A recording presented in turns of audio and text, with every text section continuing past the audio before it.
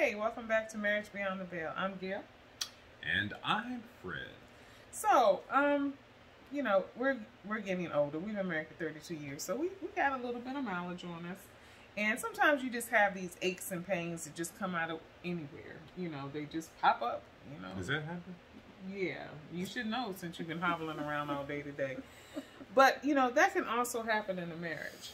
What can also happen in a marriage? Random aches and pains. Okay. And, the thing Do is... tell. Yeah, because the thing is, when you unite with someone, the way that you handle a situation and the way that someone else may handle a situation can be completely different. Say, for instance, a sickness or a death in the family, or, a friend may be in need. The way that you might handle it may be differently, but you would hope that, and ideally you would believe that the person that you're married to would maybe handle it the same way. But you know what? It doesn't always happen that way. And so are you saying that that person then becomes a pain? No, it does become a pain, though. Because then you're hurt. You're in your feelings. Okay. And, I was thinking this morning, sometimes when things happen, we don't take into account the other person's story.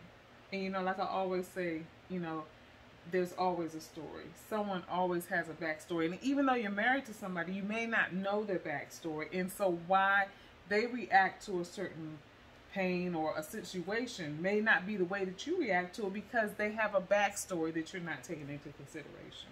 Well, everybody shows up with experiences, with a past.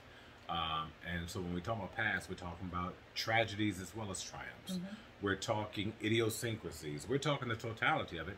And over the course of time, those things do begin to surface. And if you are paying attention, you can't help but notice that there would be those differences. And you discuss it, you address it, so that you can resolve whatever the issues are, in an effort to be able to move forward healthy. Because, of course, doesn't matter how compatible you may be with someone, there's still going to be difference of opinions, different perspectives. That's right. And opportunities where you're not on the same page, and you want to make certain that you get to a place of mutual understanding. Yes, and that's also where I was going with that, because I believe that in a relationship, and I know for you and I, okay, so for instance, if I get a headache, I may handle it completely different from you. Okay. For me, I may just keep pressing on, just doing what I got to do, pop a pill and keep on going. For you, you might just go lay in the bed or lay down and take a rest. But you know what? I have to be compassionate to the way that you handled your headache. It's the same thing in a relationship with when things come up, that can be painful.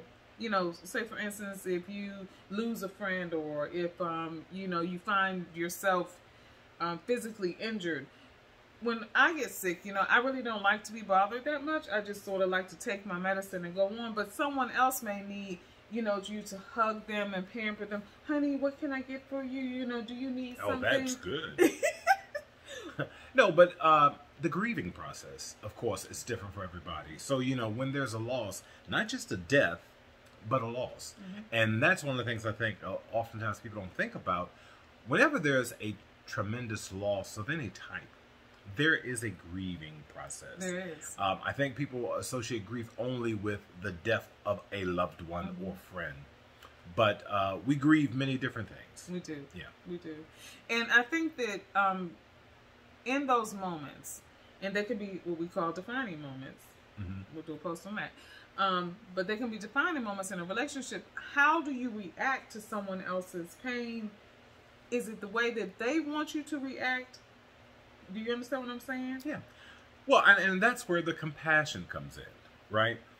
Because, as you stated, the same situation or incident may impact us totally different. But if it's a major piece for you, then it needs to become a major piece for me. Right.